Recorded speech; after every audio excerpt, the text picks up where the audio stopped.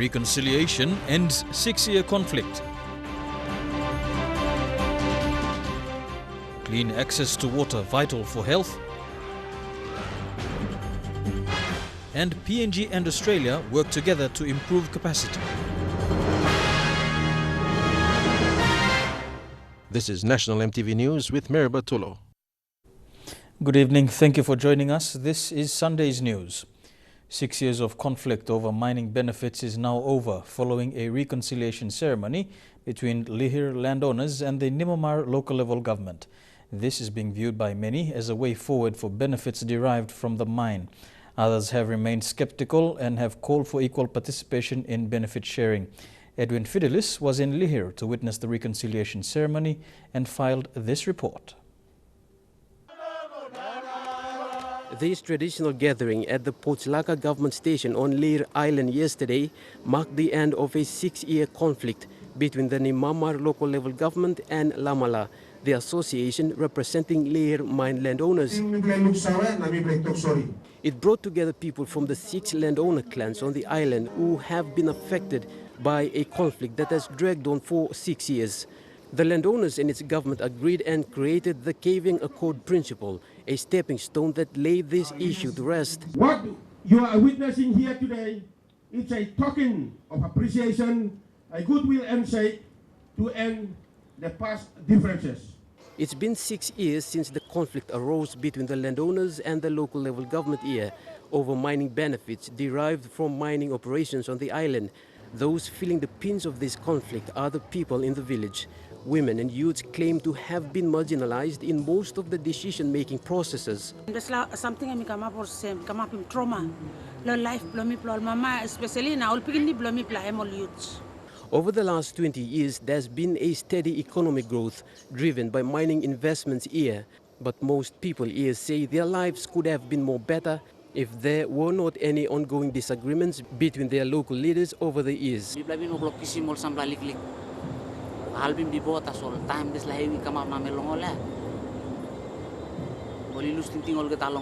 While the reconciliation yesterday puts an end to the 6-year-old conflict, many people remained skeptical about the outcome of the event that is expected to improve the life of those who have given up their customary land in the name of development. Edwin Fidelis on Lihir Island, National EMTV News.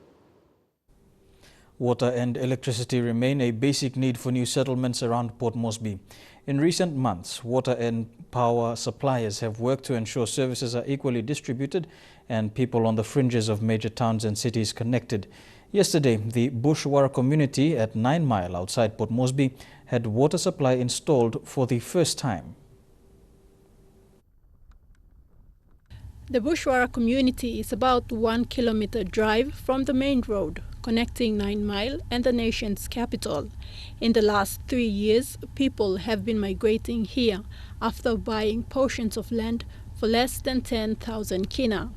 Judith Daniel and her family have been living here since 2014 and are amongst the first people to move in.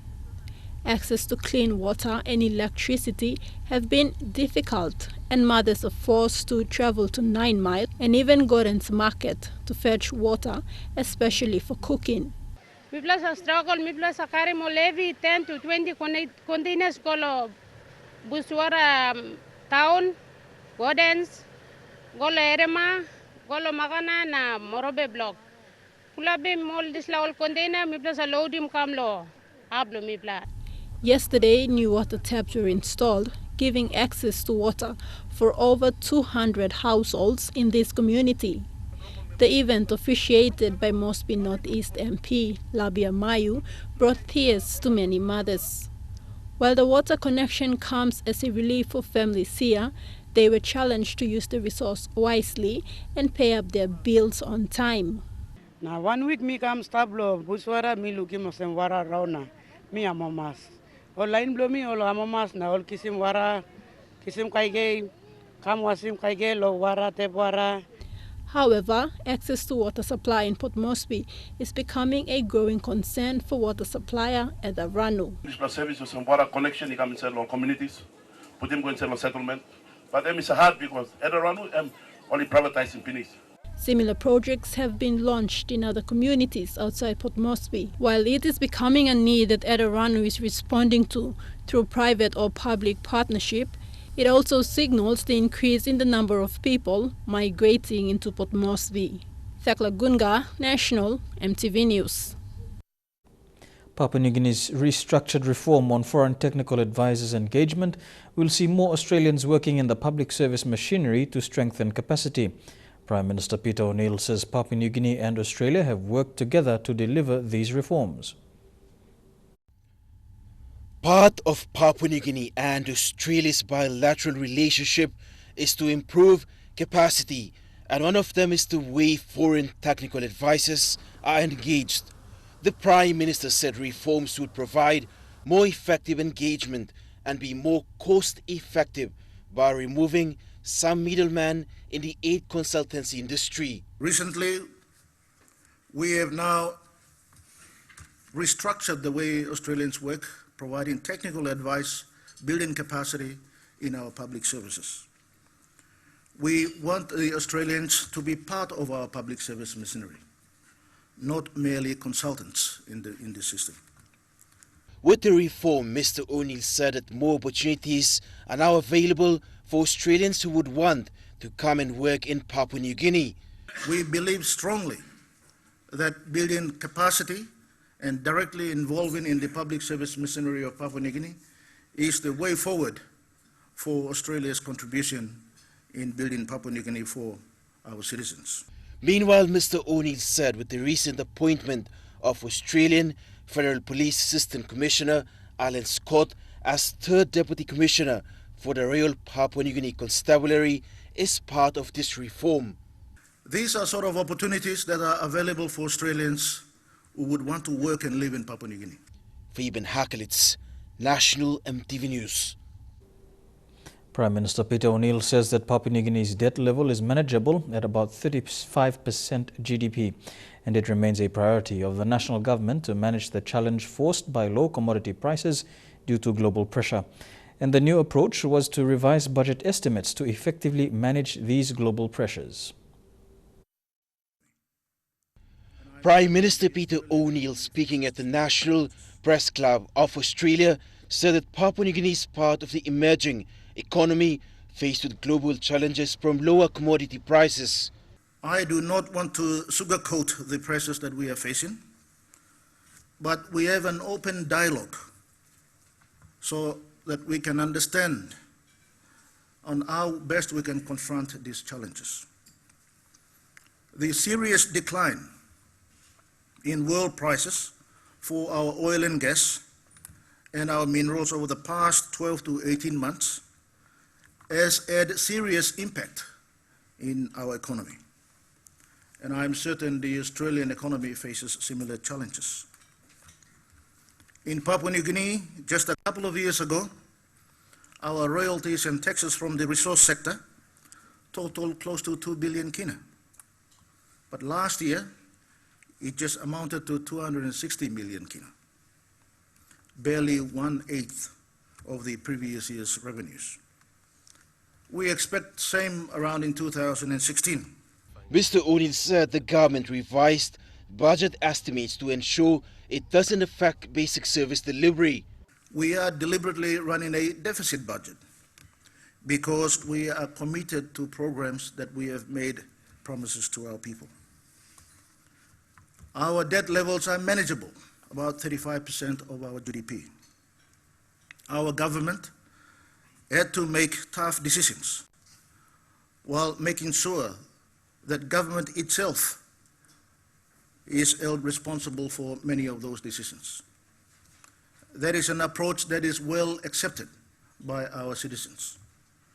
We have cut spending, but we have done it so in a careful manner that is not going to affect delivery of basic services. Mr. O'Neill said that the national government will remain committed with its policies like free education and health and continue to invest in priority areas. Fabian Hakelitz, National EMTV News. National EMTV News continues after the break. Stay with us.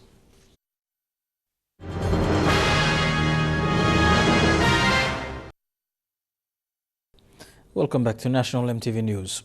The attack on Japanese consultant Yoshito Mochizuki and SIPA JICA officers at Variarata Park outside Port Moresby has raised concerns from the Papua New Guinea Tourism Promotion Authority. They fear this could possibly jeopardize the birdwatching project that was signed by parties SIPA, JICA, PAU, Koyari LLG and PNG TPA in a recent MOU. The PNG TPA is working in partnership with Japan International Cooperation Agency, or JICA, and the Conservation and Environment Protection Authority on a 5-year bird watching project to identify key birding areas at the Varirata National Park. JICA, PNG TPA and local Koyari landowners look to identify bird watching hotspots suitable for developing an ecotourism package with the potential to generate income. PNG TPA is concerned that the recent attack may cause JICA to withdraw. This is an impact project, and just imagine the partners like JICA, if they're going to pull out. You see, they spent a lot of money investing, and now they're into tourism and sustainable development. And we can't do this. And TPA Policy and Planning Coordinator Henny Dembis was outraged at such unexceptional behavior, and even more so because they were not locals. Dembis said it was unfair on Koyari landowners who have been cooperating and could possibly jeopardize their chances of being direct beneficiaries once the project is complete. We condemn this incident in the strongest terms, and people should respect this kind of development. Melissa Goviro, National MTV News. Police in Eastern Highlands have been urged to remain neutral following the court battle on the provincial administrator's position between Samson Akunai and Solomon Tato. Acting Police Commissioner Jim Andrews issued directions to ensure law and order is maintained. Andrews gave the orders to both the Northern Divisional and the Eastern Highlands Provincial Police Commanders to execute. You're watching National MTV News. We'll have Trukai Sports after the break. Stay with us.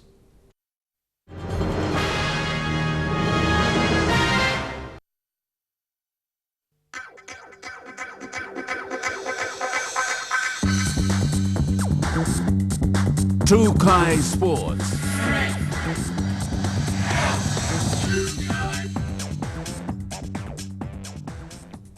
Welcome to Trukai Sports. The PNG Peppers have secured a chance in the Invitational Netball Tri-Nations, winning their first match. The Peppers defeated Singapore 53-39 to a home cheering crowd at the Sir John Guy Stadium Indoor Complex. It was a struggle for PNG Peppers in the first quarter when Singapore led 11-9. Based on the speed and quick feet, Singapore turned out a solid, tall side and worked hard on and off the ball. Coming back into the second quarter, Peppers changed their game plan with the advantage of moves and heights to shoot for hoops in the goal area.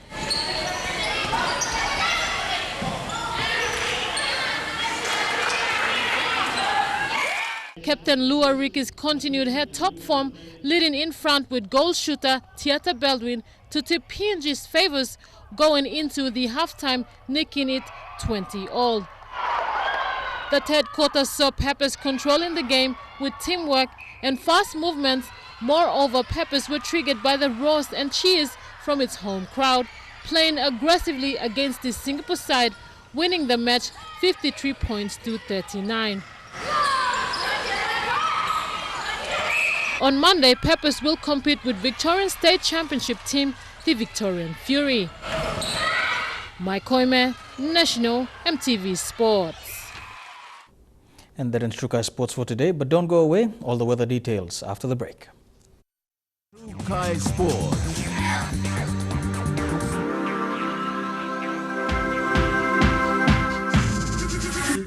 Trukai Sports.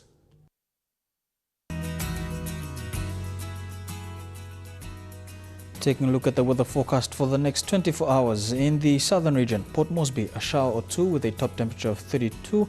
The same as well in Daru. A shower or two in Kerema. A shower or two in Popondetta. And fine weather in Alotau. To the Momasa region, a shower or two expected in Ley and Wau. A shower or two expected in Madang. A shower or two as well in Vanimo. And mostly fine in Wewak.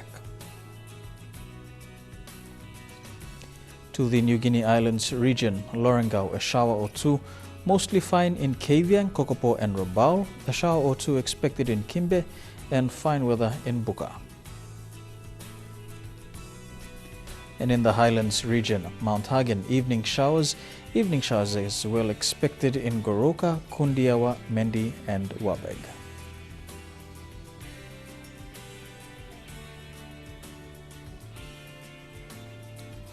Taking a look at the small ships forecast, southern PNG Indonesian border would point to Samarai Island, eastern and western Milne Bay Islands, to Bougainville to western East New Britain, sea 0.5 to 1.3 meters, Cape Vogel to Long Island, sea 0.5 to 1.3 meters, and sea 0.5 to 1.3 meters in waters of Manus to New Ireland.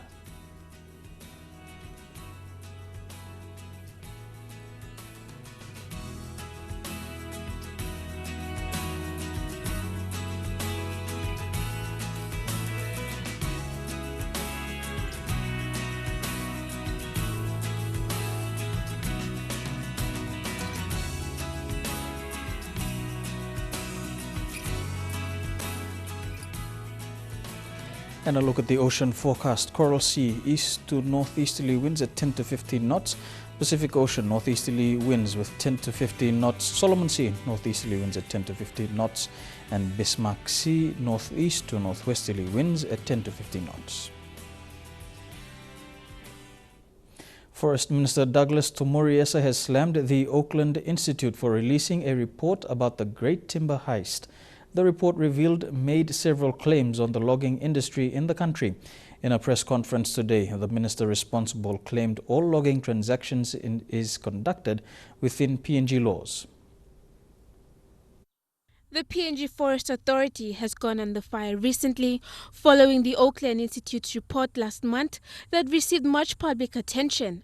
The report has called PNG logging a great heist by massive tax evasion and financial misreporting by foreign logging companies, allegedly resulting in the non-payment of hundreds of millions of dollars in taxes in Papua New Guinea.